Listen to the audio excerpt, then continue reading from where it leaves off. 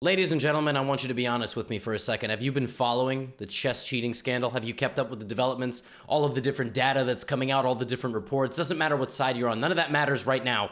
What matters right now is that the US Chess Championship is beginning, and it began today, round number 1, which means Hans Niemann is playing over the board again, and we get to watch the action. We get to watch the interviews, we get to watch the memes and the dreams unfold, and oh boy, did they already unfold in the first round. By the way, it's a little bit dark because I'm recording late. My eyes kind of hurt. Don't worry about it. 9:30 p.m. grinding these out for y'all. Friendly reminder, I launched my new courses platform, Chessly. Awesome platform. If you already got courses, migrate them over. 33% off. All the courses ends tomorrow. Just listen, I got to get it out there.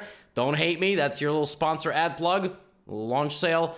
Folks, the action began before the games began. I want you to watch this clip of the players walking in. This is the security. This first player is Jennifer Yu. Oh, and this is from the St. Louis Chess Club. Please don't copyright strike me. And that is an interesting scanner. I gotta ask him about it. Looks like it's got all kinds of impressive settings. Yes, and we also can see now on our screens Hans Niemann. Everybody is checked carefully. But Right. what was interesting, the arbiter said Watch how they scan Hans Niemann. yesterday during the technical meeting that no matter what, the time will start, yes, of the clock. We will start at Yes. 1, said Frank Yes. Guadalupe. Yes, our chief arbiter, Chris Bird, is the chief arbiter for the For ladies. women. Yes, Section. right. And Arena. Arena is like, come on, come on. Now listen, I get it. You can pause an image, a video anywhere, and then this is the kind of image you get, folks. This blew my mind. They made him turn around. I was like, certainly not. Certainly they are not scanning for the damn beads. I get it. Front and back, extra security, I get it. They didn't make Jennifer turn around. Irina, after this, they didn't make her turn around. Maybe they made everybody else turn around. I don't know. All right, and listen, I believe that's Chris Bird. He's an international arbiter. He's a good man. He's doing his job. I'm messing around, but I'm also mind blown, okay? I'm also mind blown. Moist Critical Charlie was like, I'm disappointed they didn't do a cavity search. Folks, we don't need to get that far. Now, the Hans Niemann game, we absolutely will look at. We've got a few other games. There was a lot of games, the US Championship going on, the Women's Championship going on as well. Just hang with me, all right? Let's have a great recap. Don't skip ahead. Buckle up. Get your kid, get your wife, get your dog, get your cat. Let's all gather around. Watch us on the big screen in the living room. Let me know in the comments if that's what you do. All right, here we go. So this first one is from the women's section. Alice Lee with the black pieces is like literally 12. I'm not even joking. I think, and she's like 2,400. So she's someone to watch. This game was a English, like a weird kind of system that White plays where White delays the move d4, and you're about to see why White delays the move d4. White delays the move d4 in order to play rook g1. Now, obviously, the intention of this is to play g4, g5. Now, the computer hates it because the computer thinks e5 and just basically call a bluff. Alice needs to be well prepared for this, so she plays rook e8 and basically just kind of says, like, your attack is really dumb. I'm going to move my knights like this, which is wrong, which you see there. You're not supposed to play like that. The way you deal with a flank strike is in the center of the board. And then I think here there's a line like take, like White can go knight b5. I think Black can even play bishop to b8. Yeah, that's literally theory. And no beads were consulted for the discovery of this theory. But yeah, that's what's going on, right? Like that's what you're supposed to play. But instead of that, she gets this position. And the attack continues, and Alice Lee really just did not respect this attack and got a dead loss position in 14 moves. But to discover this win is nothing short of spectacular. So normally, you know how you take on h7 and it's like a Greek gift sacrifice? Well, that's the best move. What? Why is that the best move? The knight is now a target and gets rid of this, right? So g6 is the follow-up. But the engine move here is so disgusting. It's knight takes b5 with tempo. And after something like this, you lose 2 pieces. Now this is even stronger because the bishop hits this. So when the knight moves, you have take, mate! Knockout! Good night! That didn't happen. Instead of that, instead of playing knight takes b5 first, White played g6 first. And then after f takes g6, you don't get this anymore because the pawn is already there. So white tried to do it like this. And then in this position, white played the move, knight. That's just a free knight. Knight f7, king takes knight, bishop check, king in the middle. King's like, yo, y'all better protect me. King's like that like person in the group that like starts the fight but doesn't actually contribute anything to the fight. You ever seen those videos? You ever be scrolling Reddit or some YouTube late night TikTok and you see these like photos? My favorite one, there was like a group of guys that fought off a gunman at a gas station. It was 4 dudes and a guy with a gun. And like the 4th friend just stood around. He was just in shock. That's like this king. He's like, I don't know, guys. Anyway, the late night recaps are pretty crazy over here. Anyway, look at this king. This king's like, all right, I'm out. I jumped out the window. I'm over here. All right. Now, black takes on h5, and then white's still hunting. All right, white's still hunting the king. King's like, actually, I'm more safe in the middle. I liked it where I used to be. Look at this. The king has no legal moves. King's just completely, but white doesn't have enough material. And now Alice Lee is like, oh, yeah, you gonna bully me because I'm little? Yeah, you would have thunk. I don't even know if that's a word. She didn't say that. Check. Now it's white's king who has to take the walk of shame. I mean, I'm telling you, this game was incredible. This is going to be a great recap, all right? It's just going to be a great recap, all right? Here we go. Oh, queen b1. The king is dancing. King is in the middle. What the heck? Fork! What is going on? Why is there a fork on the 31st move with the king in the center? King keeps dancing, and yeah, it ends in style as Alice Lee just picks up a lot of material and is still a move away from getting mated, by the way, like just in case. I like how black is up 10 points of material, but Ashrita Ishwaran is just like, I'm gonna play one move, maybe she won't see mate in one. I mean, it's a fair shot. She does, and she forces a queen trade, and that's the end of the game. What a game. Like, what an opening round. Like, these two were just like, chess, nah, we better like kick each other under the table. Like, this was an epic game. Sick game. Oh my goodness. Now, the women's side also had another big battle between two like very, very stellar champions. Anna Zatonsky has been, I think, U.S. women's champion a handful of times. Jennifer Yu has been the champion. In fact, I think she had the greatest performance ever a few years ago. So, here we go. This game was a long battle.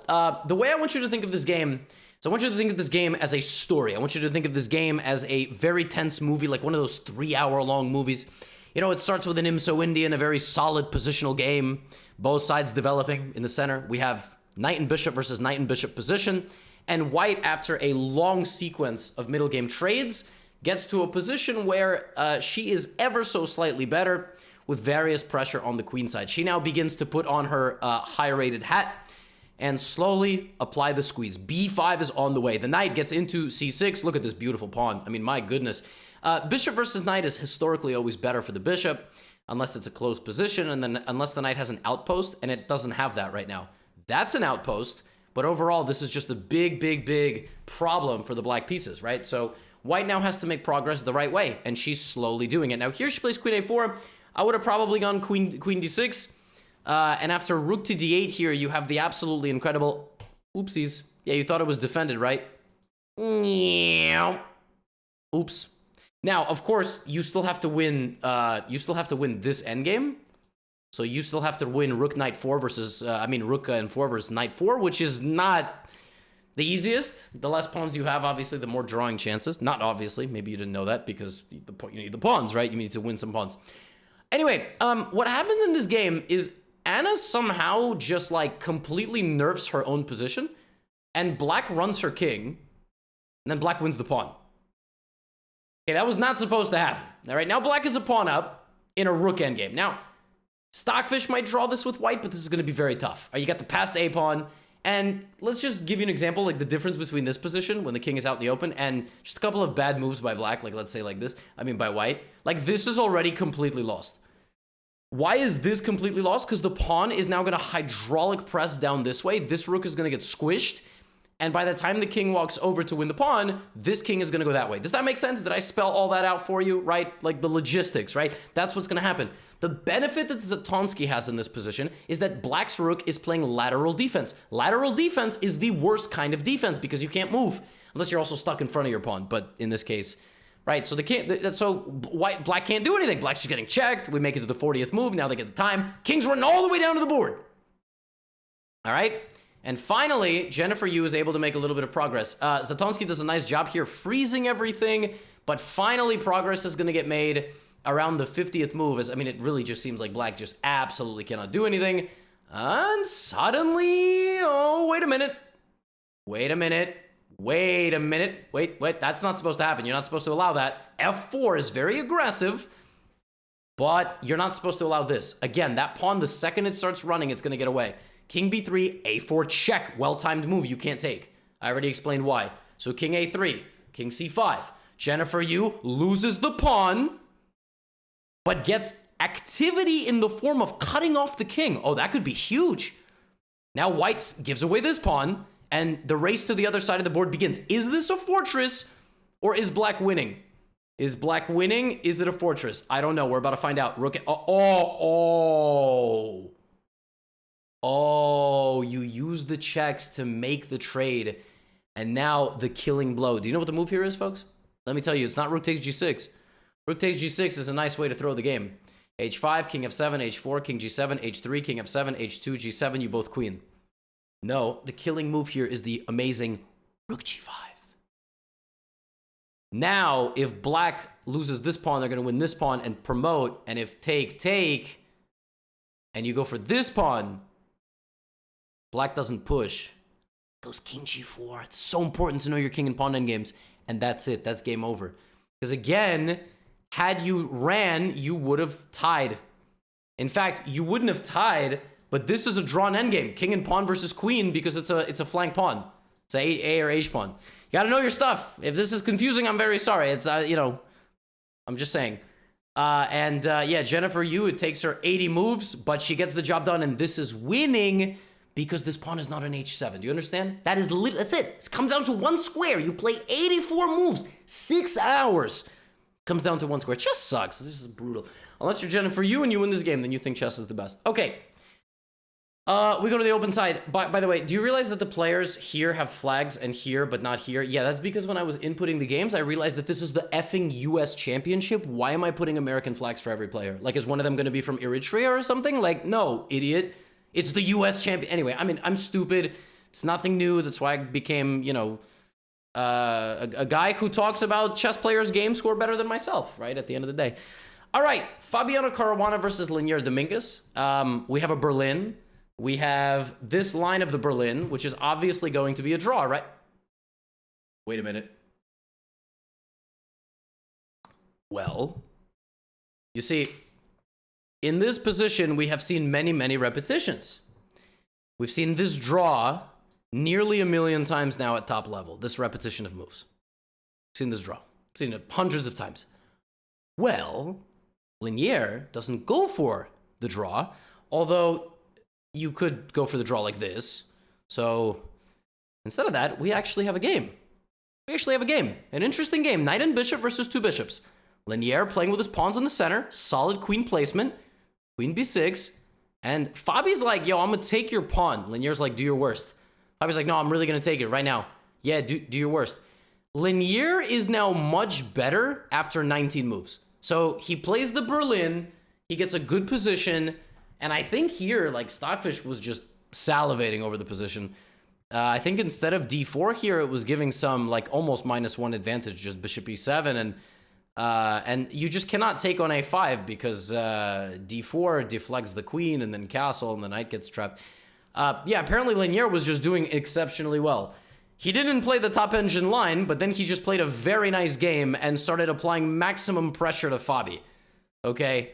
And Fabi, like, look at Fabi's knight. His pieces are sort of all scattered. He's like, yo, let's repeat moves. Linier's like, no. Fabi's like, damn it, I should have repeated moves 14 moves ago.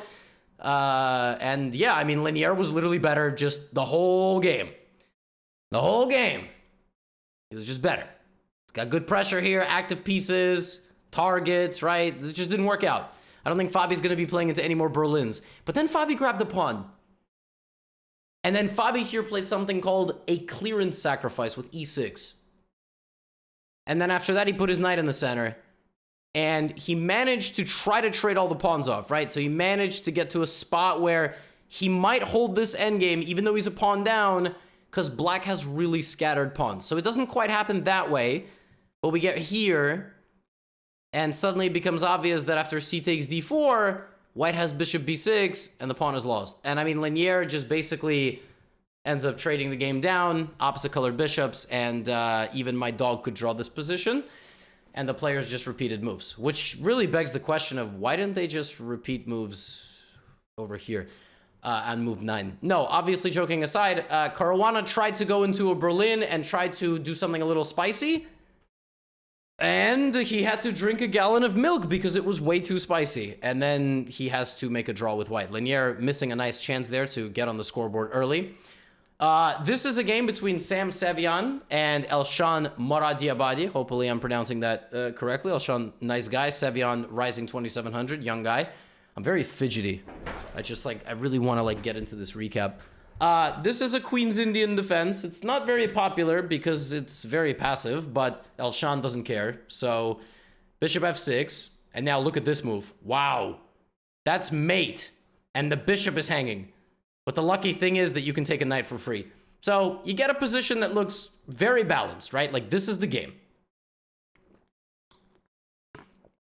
Stay hydrated.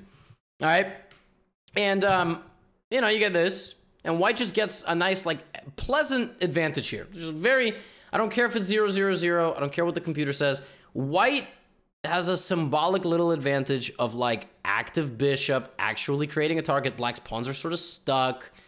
But black is going to try to create counterplay. All right, white is not going to allow that, and instead is going to try to fight against the damaged pawn structure. Black is going to force white to take the pawn back. White is going to take it. But still white is better because that bishop on d5 is significantly better than the bishop on f6. The bishop on f6 sees nothing, and the bishop on d5 will live forever and see something. So Sam trades the rooks and begins kind of the next phase of the game, which is just slow improvement, trying to wait for black to do something, poke holes. Now, again, this bishop stands on a very confident and powerful outpost. This bishop cannot say the same thing because e3 will boot it, and that's it. And that bishop just stares at nothing, just purely nothing. Okay, nothing important. The bishop on d5 plays a much more pivotal role in this game. Opposite colored bishops favor the attacking player, and we see that right now with the incredible bishop takes f7. If king f7, rook d7, white simply wins the game. But we go here. So now we have a queenless endgame. White is a pawn up, but the more you trade here, the more you have a chance of getting into opposite colored bishops, which is just a draw. Opposite colored bishops favor the attacking side, but opposite colored bishops are a draw in many, many cases, even if you're a pawn up, and sometimes even when you are up 2. It sucks. So checks begin. They start raining down. Check, check, both sides trying to make the time control, and Sevian has lost his pawn. Check, check, check, check, and Sevian's like, I'm not going to repeat moves, and now I check him once again, and I check him back, and now f4. Okay, dead draw. All right, Elshan did his job. He's going to take the pawn. Now Elshan is actually up a pawn, and we have the move g5. Now, in this position, there is a mate threat. The mate threat is as follows. The king has been completely covered, so rook f8 and rook g8. Now, Elshan is a smart man. He is not going to blunder that. He is going to play the move h6. So now the king can always hide on both squares. Terrific. What happens if you take on h6 for free? Rook f2, I win this, and then I promote. You might even lose. So Sevian has messed it up, all right? He's always thinking of repeating. Now he's like f5. Ooh. Well, that's a very tricky move. That was the worst French accent I've ever heard, and I'm the one who said it. The point is that if you take this pawn, g6, rook h7, and g7 are very strong. The point is, if you take this pawn, it's the same problem. In fact, you just block the g file, so that doesn't even make sense. Like rook a1, rook g1, you block the g file. So the only move that you have here with black is a rook move. You take this, the same problem. So you'll have to play a rook move. Rook f2, or rook a1 and rook g1. Elshan chooses the wrong move. So now Sevian has winning chances again, because after repeating moves one time just for the 37,000th time, he plays rook a7. And suddenly it becomes clear, getting the rook away and threatening to take or push or take or give a check and so on, gives white winning chances.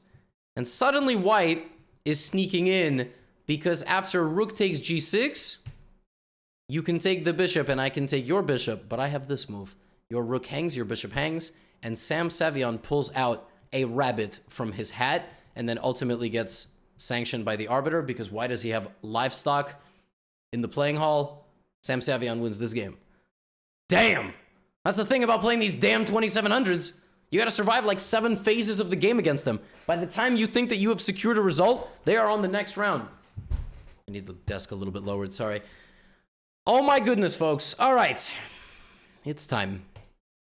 It is time for the game between Christopher Wu Jinyu, who just played in the Julius Baer Generations Cup, and Hans Smokey Niemann, aka Hans Smokey Niemann.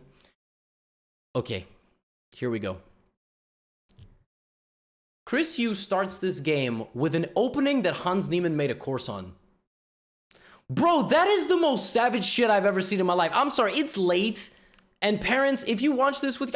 listen, parents, please forgive me. Please. Just do me just one time. Tell them I said ish. Like, ish that what we're eating for dinner. You know, my mom, I have a funny, quick story. Have I told this story before? My mom, when I was younger, used to say pain in the ass.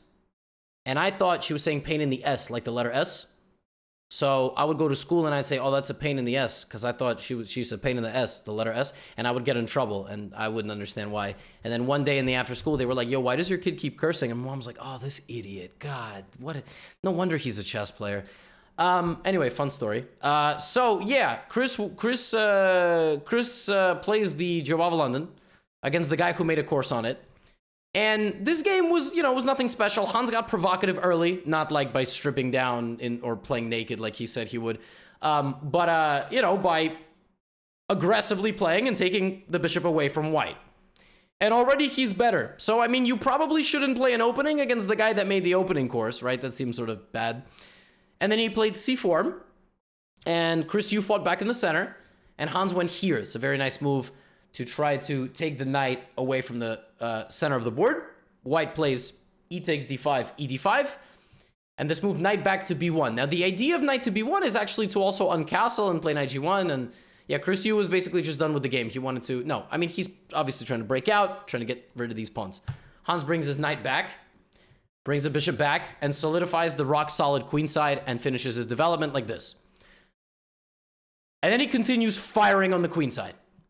And when white fights back on that side, Hans begins fighting on the king side. He's like, what's up? I moved all my pawns, bozo, L plus ratio. Oh my goodness. Chris Yu's like, why are you yelling at me in the middle of the game? I'm going to get the arbiter. All right, he's just, this is crazy. Look at this. What is all this? And then, you know what would be really nice behind this? It would be the king and the rook. Oh God. Oh God. Oh God. F5. He brings his knight around. He gets the bishop out of the way. Now here, Chris Yu starts fighting back. Chris Yu's like, what's up? Rook e5. Okay, so Hans really can't take that. He can't take that because this, and then this, and then this, and the floodgates are going to open up, right? So Hans continues to use his h-pawn. He walks the h-pawn down the board, but suddenly, Chris Yu has equalized the game again. It's equal. Hans messed up. In this position, Hans should not have played h3. He should have played knight h5 once again. But he messes up. Now it's very tense. Hans doesn't have a lot of time. Look at this position. It's like everything is tangled together. What is going on? And Chris Yu tries to fight with the g-pawn. But Hans says, chop it down. Chop it down. Rook g2, and the rook infiltrates on the h-file. Chris Yu throws in the pawn to e6, sacrificing it to open up the position a little bit. To open up the position. But he just doesn't have enough. He takes the knight in the center. And Hans, cool, calm, and collected. He doesn't even rush. He plays the move rook e8, pinning the bishop to the queen. Taking it. That's it. Chris Yu is a very strong player, but he's not going to find his way out of this one. Black has way too much material. White has too weak of a king. Check, check. We get down to this endgame, and the pawns are all falling, and it takes 54 moves. But Chris Yu resigns the game in this position, and Hans wins.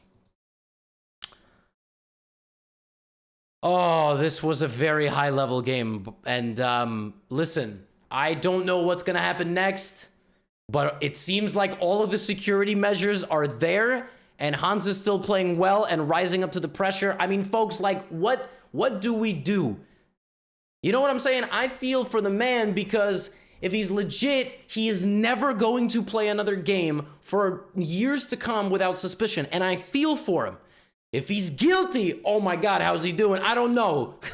Guys, I don't know. And the craziest part is, this is the interview that he gave after the game. This was the interview. I told you this was going to be an epic recap. It's ending in an epic way. Shout out to the St. Louis Chess Club. Please don't copyright strike me. Thank you, Yasser. We are with Hans Niemann after an incredible victory with the black pieces against a fellow junior, Christopher Yu. Hans, first of all, let's address the elephant in the room. You've been under a lot of pressure. Tell us a bit about that. Well, I think that this game is a message to everyone, and you know, this entire thing started with me saying chess speaks for itself, and I think that this game spoke for itself and showed the chess player that I am, and it also showed that I'm not going to back down, and I'm going to play my best chess here, regardless of the pressure that I'm under, and that's all I have to say about this game. And you know, chess speaks for itself. You know, that's all I can say. Let's discuss the game a little bit. That's it. But you know, you can leave it to your interpretation. But thank you. That's it. All you want to say. That's all I'd like today. to say. Yes, because Okay, it was such a Hans. beautiful game. I don't even need to describe it. Thank you. What? That's it? Okay. I actually had one question. Yeah, Yasser never got to say that question because that was literally it. Folks, you literally can't make this stuff up. We got a true anti-hero story on our hands. And when I told you this was going to be an epic recap, thank you for giving me 26 minutes of your time. I hopefully delivered. I mean, they are making this man do a 360 and scanning everything. Soon they're going to start making the man take his shoes off, all right? Soon, as long as there's a male international arbiter, he's going to have to, you know, I don't know. Guys, I don't know. I don't know what's going to happen. I don't know. But I'm just excited to make these recaps. I'm excited to report this to you. I still can't get over the fact that that was the striking image of the arbiter wanting Hans as he turned around. I'm